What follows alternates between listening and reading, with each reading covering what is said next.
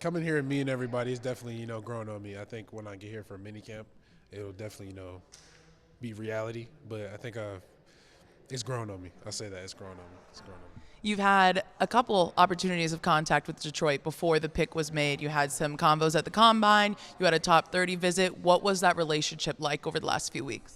I just think it's been great. All the conversations I've had, all the coaches, Coach Shep, Coach Dan, it's all been positive.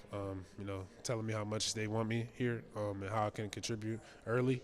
And then I think that's a dream. I think anybody will accept that challenge. I'm willing to do it. I'm ready. I'm here. So. You're a big man on wheels. What is the weight at currently? Because there's been a lot of discussion about how determined and efficient you are when it comes to keeping your body and your mass in check. I'm around 335 right now. I've been battling a hamstring injury, so I haven't been able to, work out as much as I want to. But my ideal playing weight, I'll be around 325, 320. You're entering a room with a lot of depth and a lot of veteran experience, as we touched on earlier. But you were also drafted with a need. Brad Holmes said you are the guy that they were targeting. You were their top man. Does that add more pressure to your welcome or more gratitude for the situation? I wouldn't say it's pressure. I'm proud. I love somebody talk to me like that.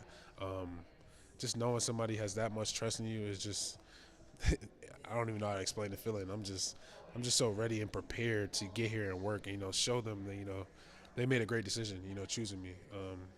I'm just ready for it all.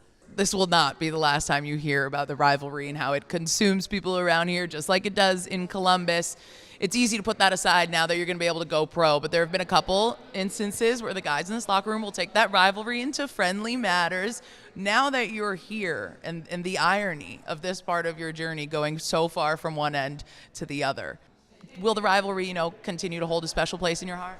Of course, that rivalry is embedded in me. So still going to say up north, team up north, when I, talk about, the state.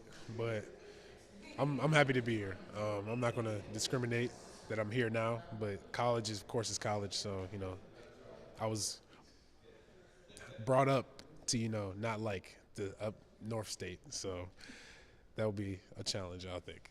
You started playing Pee Wee at 5 years old, and like you told us in the press conference, you've wanted this your whole life. Was it always on this position, or when did you truly start to embrace that identity?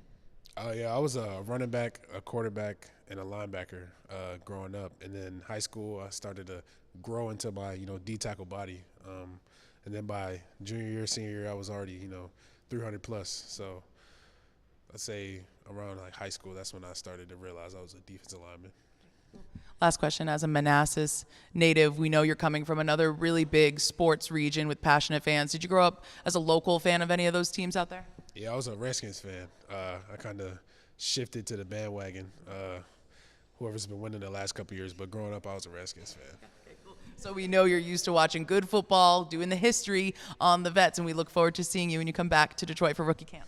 Yeah, I'm ready. I'm here. Let's do it.